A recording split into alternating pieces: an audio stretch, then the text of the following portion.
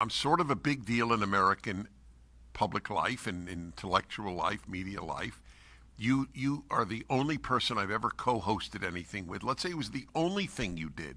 The most 24-year-olds are not having a weekly podcast with a national figure. Okay, so is Dennis Prager a big deal in American intellectual life? That's absurd. Right? You use Google Scholar, and there's virtually no academic interest in the intellectual thought of Dennis Prager. There's none. Right? There's as much interest in the intellectual thought of Dennis Prager as there is in the intellectual thought of Luke Ford. So is Dennis Prager a big deal? Yeah, in certain segments of America, Dennis Prager is a big deal. To hundreds of millions of Americans, Dennis Prager doesn't register at all.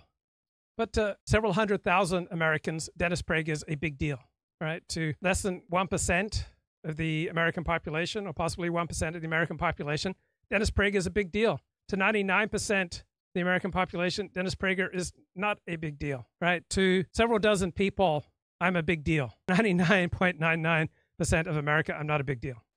The alt-right as a kind of aesthetic and vibe and its talking points and its commitments even has largely won. That's absolutely absurd. That bears absolutely no relationship to reality. The only way that this outburst makes sense, you recognize that it's a way that Richard exaggerates and lives in a fantasy world of his own importance.